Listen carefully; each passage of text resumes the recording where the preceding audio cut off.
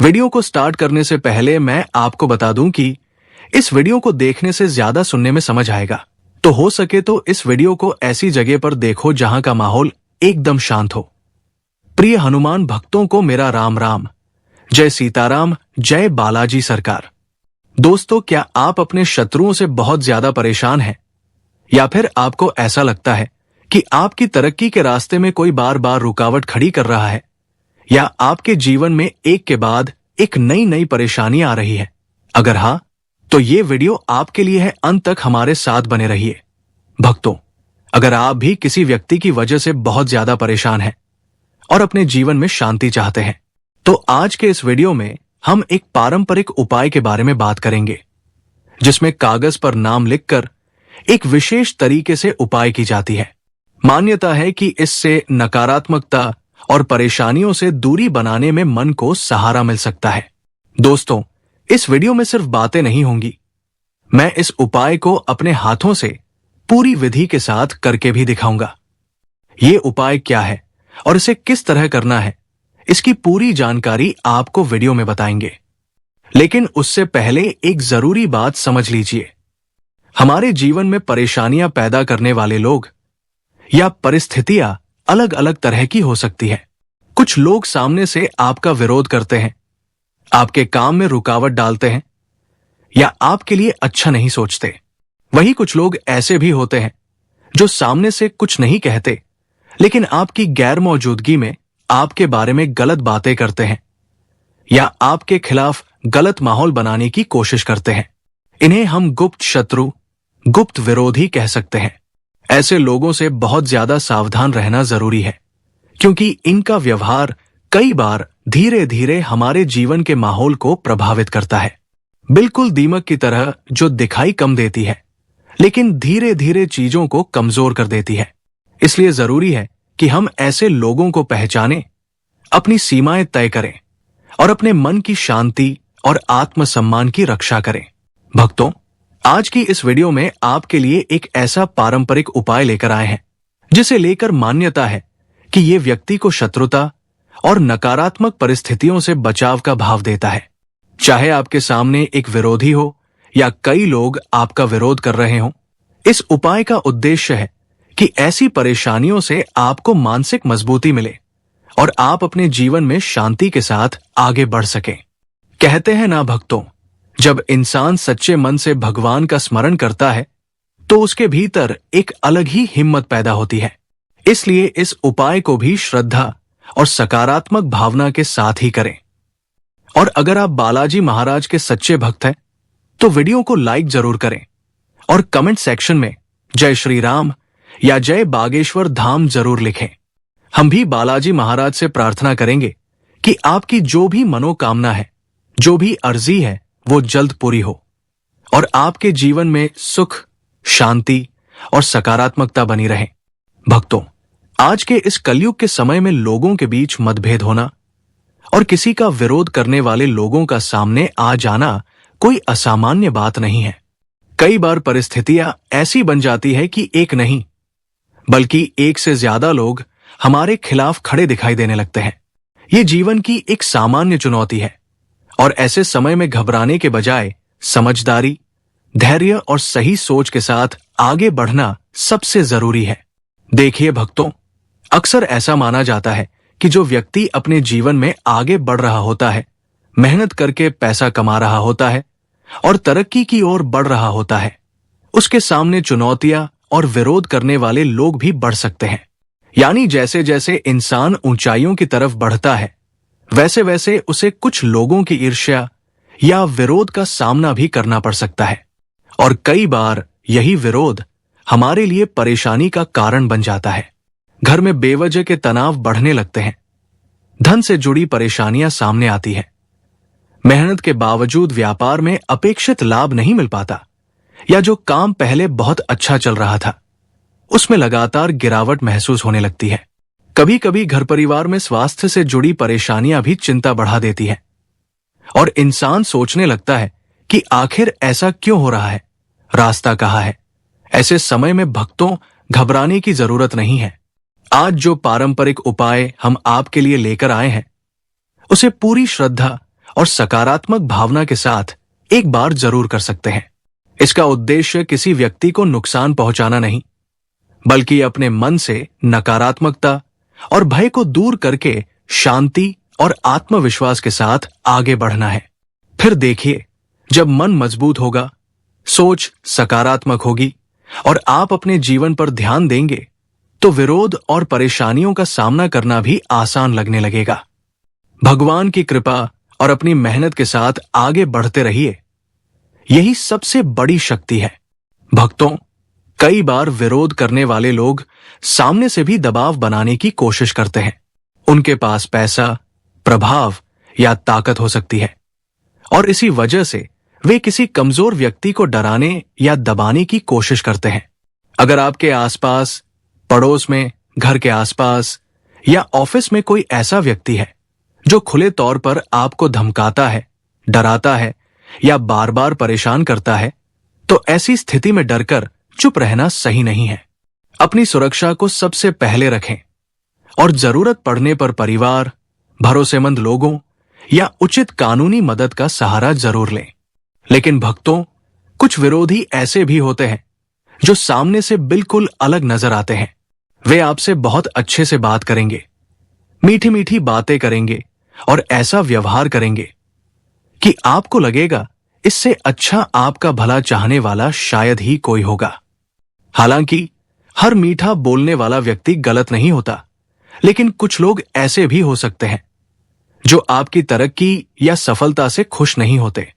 इसलिए किसी पर भी आंख बंद करके भरोसा करने के बजाय थोड़ा सावधान रहना और लोगों को समय के साथ समझना जरूरी है, क्योंकि कई बार लोग अपनी मीठी बातों से सामने वाले का विश्वास जीत लेते हैं और बाद में उसी विश्वास का गलत फायदा उठाने की कोशिश करते हैं। इसलिए ऐसे लोगों से बचने के लिए सबसे जरूरी है कि आप अपनी निजी बातें, आर्थिक जानकारी और जरूरी फैसले हर किसी के साथ साझा न करें। भक्तों, आज जो पारंपरिक उपाय हम आपको बताने जा रहे हैं, उसे किसी व्यक्ति को नुकसान पहुंचाने की भावना से नहीं, बल्कि अपने मन की नकारात्मकता, भय और परेशानियों से दूरी बनाने की सकारात्मक भावना के साथ करें। अब चलिए भक्तों, बिना देर किए बात करते हैं उस उपाय की। आखिर वो उपाय कौन सा है और इसे किस तरह करना है, आइए पूरी प्रक्रिया समझते हैं। देखिए भक्तों, कई बार घर में लगातार तनाव और आपसी मतभेद बढ़ते जाते हैं। छोटी छोटी बातों पर बहस होने लगती है, लोग एक दूसरे से नाराज रहने लगते हैं और धीरे धीरे घर का माहौल अशांत हो जाता है। और जब घर में शांति नहीं रहती, तो उसका असर धन, कामकाज और परिवार की खुशियों पर भी पड़ सकता है। कई बार ऐसा लगता है कि मेहनत तो बहुत हो रही है, लेकिन पैसा टिक नहीं रहा, खर्च बढ़ते जा रहे हैं और परेशानियां कम होने का नाम नहीं ले रही। अगर आपके घर में भी लंबे समय से तनाव बना हुआ है, बार बार परेशानियां आ रही हैं या लगातार ऐसी परिस्थितियां बन रही हैं जिनसे आप चिंतित रहते हैं, तो सबसे पहले घबराने के बजाय शांत मन से कारण समझने की कोशिश करें। हर परेशानी के पीछे किसी शत्रु का हाथ हो, यह जरूरी नहीं है। कई बार परिस्थितियां, गलत फैसले, आर्थिक दबाव या आपसी गलतफहमियां भी इसका कारण हो सकती है। और भक्तों, एक बात और समझना बहुत जरूरी है। कुछ लोगों को तो पता होता है कि कौन उनके साथ अच्छा व्यवहार नहीं करता या कौन उनका विरोध करता है, लेकिन कई बार हमें यह समझ ही नहीं आता कि सामने वाला वास्तव में हमारा शुभ चिंतक है या सिर्फ ऊपर से अच्छा व्यवहार कर रहा है। क्योंकि सामने से तो हर कोई अच्छा ही नजर आता है, लेकिन किसी के मन में क्या है, यह पहचानना हमेशा आसान नहीं होता। इसलिए किसी पर बिना वजह शक करने के बजाय समझदारी से लोगों को परखना, अपनी जरूरी बातें सीमित रखना और अपने परिवार की शांति पर ध्यान देना ज्यादा जरूरी है। अब चलिए भक्तों, इसी भावना के साथ उस पारंपरिक उपाय की ओर बढ़ते हैं जिसे लोग नकारात्मकता और परेशानियों से दूरी बनाने के लिए करते आए हैं। इसे सकारात्मक मन और श्रद्धा के साथ ही करें। अब भक्तों, इस उपाय की शुरुआत करने के लिए आपको सबसे पहले एक कोरा कागज लेना है। अगर आपके पास भोजपत्र उपलब्ध है तो आप उसका भी इस्तेमाल कर सकते हैं, लेकिन भोजपत्र हर जगह आसानी से नहीं मिलता। इसलिए साधारण सफेद कागज भी बिल्कुल ठीक है। किसी कॉपी से एक ऐसा पन्ना निकाल लीजिए जिस पर कोई लाइन या प्रिंट न हो। इसके बाद आपको काले रंग का पेन लेना है। आप चाहें तो काली स्याही या काले रंग का मार्कर भी इस्तेमाल कर सकते हैं। मार्कर या स्केच पेन की लाइन थोड़ी मोटी होती है, इसलिए उस पर लिखना आसान रहेगा। अब यहां एक जरूरी बात ध्यान से समझिए। अगर आपको किसी व्यक्ति के बारे में पक्की जानकारी है कि वही आपके लिए परेशानी या विरोध का कारण बन रहा है, तभी उसका नाम लिखें।